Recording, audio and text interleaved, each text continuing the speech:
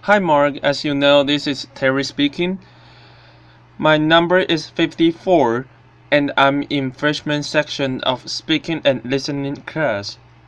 Today I'm going to read the speech from William Kamkwamba, How I Harnessed the Wind. Thank you. 2 years ago, I stood on the TED stage in Arusha, Tanzania. I spoke very briefly about one of my proudest creations. It was a simple machine that changed my life. Before that time, I had never been away from my home in Malawi. I had never used a computer. I had never seen an internet. On the stage that day, I was so nervous. My English lost. I wanted to vomit. I had never been surrounded by so many Azungu,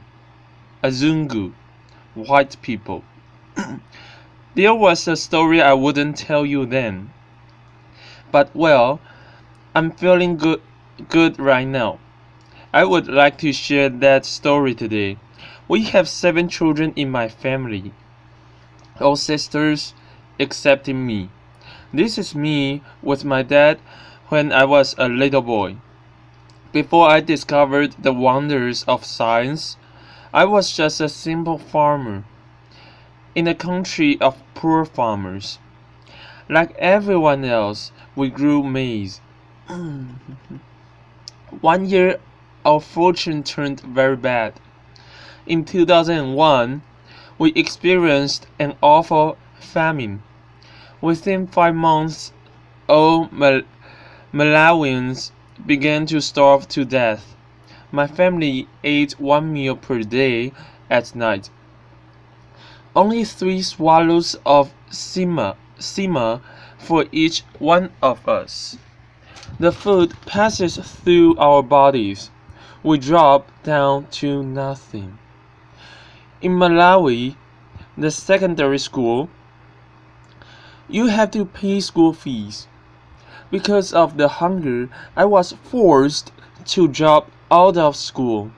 I looked at my father and looked at those dry fields. It was the future I couldn't accept. I felt very happy to be at the secondary school, so I was determined to do anything possible to receive education. So I went to a library. I read books, science books, especially physics. I couldn't read English that well. I used diagrams and pictures to learn the words around them. Another book put that knowledge in my hands. It said a windmill could pump water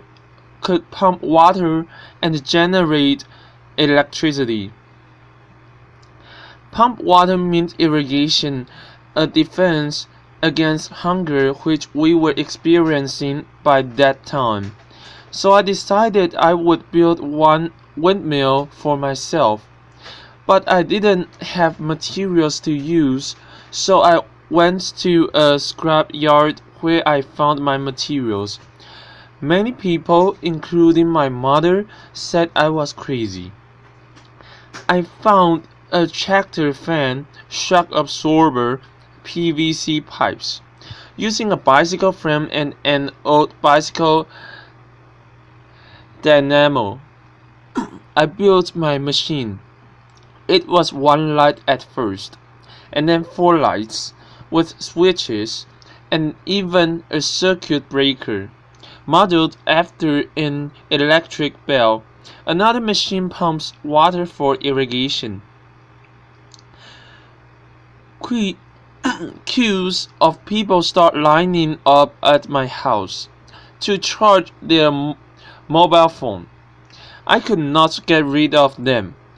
And the reporters came too, which led to bloggers and which led to a call from something called TED. I had never seen an airplane before.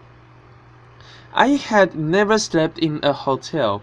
So, on stage that day in Arusha, My English lost. I said something like, I tried and I made it. So I would like to say something to all the people out there like me, to the Africans and the poor who are struggling with your dreams. God bless.